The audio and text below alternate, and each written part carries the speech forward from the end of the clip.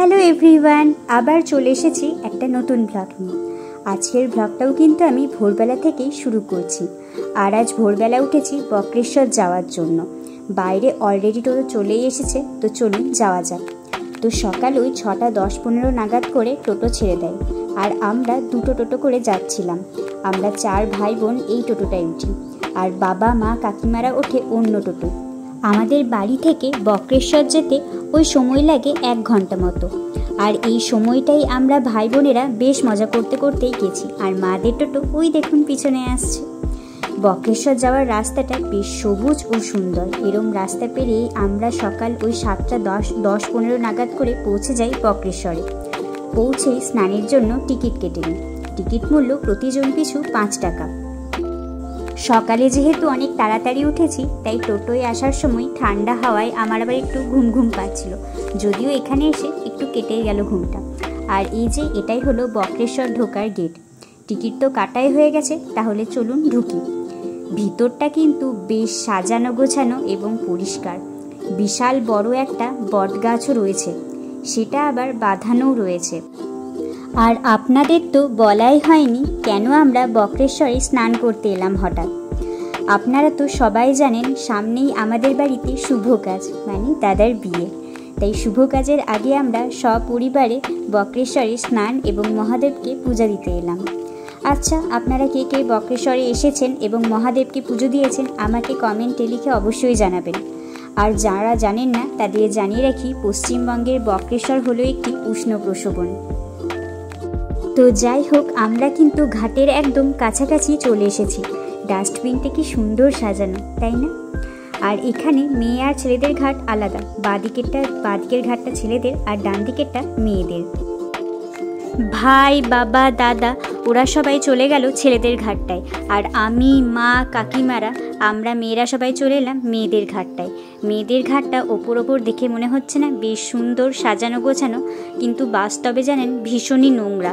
ঘাটটা নেমে দেখলাম ঘাটের চারপাশে শ্যাওলা পড়ে রয়েছে, জলটা একদম অপরিষ্কার। দেখেই মনে হচ্ছে জলটা পরিষ্কারই করা হয় না। যদি এটা একটু পরিষ্কার করতো তাহলে ভালো হতো। বাদবাকি বক্রেশ্বরে সবই দেখলাম পরিষ্কার, শুধু স্নানের জলটাই নোংরা। তবে দাদার কাছে শুনলাম ছেলেদের ঘাটটা কিন্তু পরিষ্কার, মেয়েদের ঘাটটাই নোংরা। যাই হোক, কোনো রকমে স্নান করে নিলাম এই গরমে। আর এই গরমে বক্রেশ্বরে স্নান করার মজাই আলাদা। এখানে আমার স্নান হয়ে গেছে, তো চলুন এবার বেরোনো যায়। আর বেরিয়েই দেখি এক কাকিমা সবাইকে তিলক পরিয়ে দিচ্ছেন। তো আমাদের পরিবার থেকেও সবাই তাই তিলক পরে নিচ্ছে। আর আমি এখানে অপেক্ষা করছি কখন আমার বাড়ি আসবে। আর আমি এবার পরে নিয়েছি তিলক, মহাদেবের তিলকটাই পরলাম। ভালো লাগছে না? যাই হোক, এবার তিলক পরা হয়ে গেছে, তো চলুন এবার যাওয়া যাক। আর এই যে আমার কাকিমাও তিলক পরে নিয়েছে। আর দাদারা এতক্ষণে সবাই স্নান করে এলো পরপর। ওরা বলছিল তাই যে ওদের ঘাটটা বেশ পরিষ্কার সুন্দর, আর আমরা এটাই বলছিলাম যে আমাদের ঘাটটা বেশ নোংরা। তারপর আমরা সবাই মিলে চলে গেলাম পুজো দিতে মন্দিরে। আর মন্দিরে যাওয়ার সময় এই কয়েকটা ঘাট পড়বে, আর এই ঘাটগুলো কিন্তু স্নানের ঘাটের চেয়ে এই জলটা একটু বেশি গরম। আর এখানে সব দেয়ালে টেরাকোটার কাজ রয়েছে, এগুলোই আমরা দেখতে দেখতে যাচ্ছিলাম। বেশ সুন্দর লাগছে দেয়ালটা। কিছু বছর আগেও কিন্তু আমরা বক্রেশ্বর এসেছিলাম, তবে এতটা কিন্তু সাজানো গোছানো ছিল না। আর যেহেতু এখন গরমটাও বেশ পড়েছে, তাই বক্রেশ্বরের চারপাশটা বেশ ফাঁকা ফাঁকাই রয়েছে। আর আমরা তাই দেখতে দেখতে এগুলো যাচ্ছিলাম। ভাই আপনাদের বলছে তাই যে এই ক্যামেরাটা ভালো করে নিতে। আর এই জলটা বেশ গরম। এখানে কিন্তু চাল দিয়ে দিলে ভাত হয়ে যায়। নিচে কিন্তু অনেক এরকম চাল পড়েও রয়েছে। আপনারা কি বুঝতে পারছেন?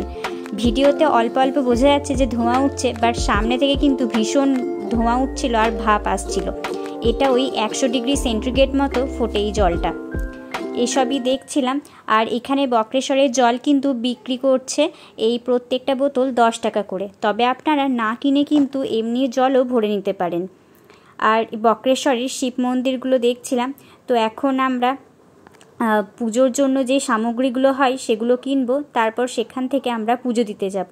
তো মন্দিরে ঢোকার আগে এই একটা দোকান ছিল, তো এখান থেকে আমরা কিছু পুজোর সামগ্রী কিনে নেব, আর সেখান থেকে এবার আমরা চলে যাব।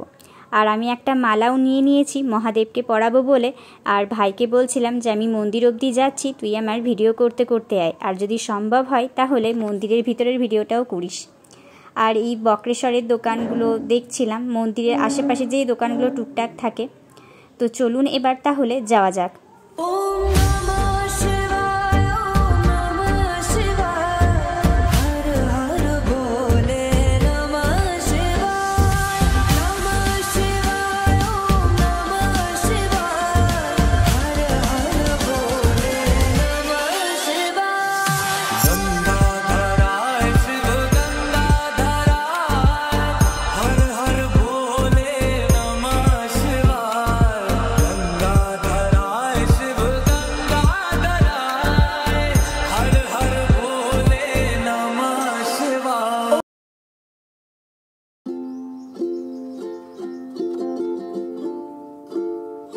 তো এখন প্রায় আমরা মন্দিরের ভিতরে প্রায় ঢুকেই গেছি। আর এখানে কিন্তু আপনারা পুরোহিত মশাইও পেয়ে যাবেন। আপনারা মন্দিরের সামনে এলেই দেখবেন অনেক পুরোহিত মশাই আছে। তো আমরা সেখান থেকে একজন পুরোহিত মশাইকে পেয়েও গিয়েছি। আর এই জলটা সম্বন্ধে কিন্তু অনেক ইতিহাস ওনারা বলছিলেন, বাট আমার না সেরকমভাবে কিছু মনে পড়ছে না এখন এই মুহূর্তে। আপনারা যদি জেনে থাকেন তাহলে কিন্তু অবশ্যই কমেন্ট করে জানাবেন। আর 10 টাকা করে দেখছিলেন না বাইরে বক্রেশ্বরের জল বিক্রি হচ্ছিল, যদি আপনারা কিনতে না চান আপনারা যে কোনো বাড়ি থেকে জায়গা নিয়ে এসে এখান থেকেও আপনারা জল কিন্তু ভরতেই পারেন। তো এখানে আমি ভাইকে যেহেতু বলেছিলাম একটু ভিডিও করে দিতে, বাকিরা আমাকে বলছিল মন্দিরের ভিতর ভিডিও করিস না, যা হয় অ্যাকচুয়ালি ভাই বোন থাকলে। তারপর আমরা এই মন্দিরের ভিতর ঢুকে যাচ্ছি। তবে হ্যাঁ, পুজো করার ভিডিও কিন্তু সেভাবে করা হয়নি, কারণ বাদবাকি যারা ছিল তারা সবাই কিন্তু পুজো করছিল। আর যেটুকু মন্দিরে ঢোকা অবধি ভিডিও আছে সেটুকু ভিডিও আমি ইউটিউবে দিয়ে থাকলাম। আর এখানে সবাই ঘন্টা বাজাচ্ছিল, তাই আমিও ভাবলাম আমিও বা কেন বাজাই, তাই আমি একটু ঘন্টা বাজিয়ে নিচ্ছিলাম। আর এখন আমরা একদম মন্দিরের ভিতর ঢুকছি। তো আপনারা হয় আমাকে দেখতেই পাচ্ছেন যে আমি একদম ঠিক বসে গেছি শিব ঠাকুরকে মালা পরাবো বলে। আর আমি কিন্তু সকাল থেকে না খেয়েই আছি পুজো দেবো বলে। তো চলুন এবার তাহলে পুজোটা দিয়ে ফেলি। তো এখন কিন্তু আমাদের পুজো দেওয়া কমপ্লিট, বাইরে চলে এসেছি। আর এখানে কিন্তু দুটো মন্দির আছে, শিব ঠাকুরকে যেমন পুজো দিলাম সেরকম মা দুর্গার একটা সতীপীঠও কিন্তু এখানে আছে, সেখানেও আমরা পুজো দিলাম। পুজো দিয়ে বেরিয়ে আমরা এই কয়েকজন বাচ্চাদের খপ্পরে পড়েছিলাম। এরা আসলে আপনার কাছ থেকে টাকা চাইবে, আপনারা না দিলেও দেখবেন এরা একদমই পিছন ছাড়বে না। তো এইসব খপ্পর থেকে বেঁচে আমরা চলে এসেছি একটা খাওয়ার দোকানে। তো সকাল থেকে যেহেতু না খেয়ে আছি তাই এখানে আমরা সবাই পুরি ঘুগনি খেয়ে নিচ্ছিলাম। আর কাকু পুরি ভাজছিল, আমি বসে বসে একটু ভিডিও করে নিচ্ছিলাম। তো এখানে আমি ওয়েট করছি কখন খাবার আসবে, কারণ সকাল থেকে কিছুই খাইনি তাই ভীষণ খিদে পেয়ে গেছে। আর ওয়েট করতে করতে কিন্তু আমাদের খাবার চলেই এসেছে। 4টে করে পুরি আর ঘুগনি।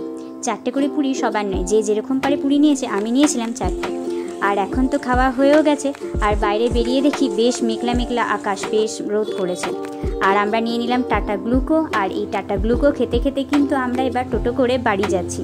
আবার আমরা সব ভাই বোনেরা কিন্তু এক টোটোয় উঠেছি বাড়ি যাওয়ার সময়, আর সবাই খাচ্ছি টাটা গ্লুকো।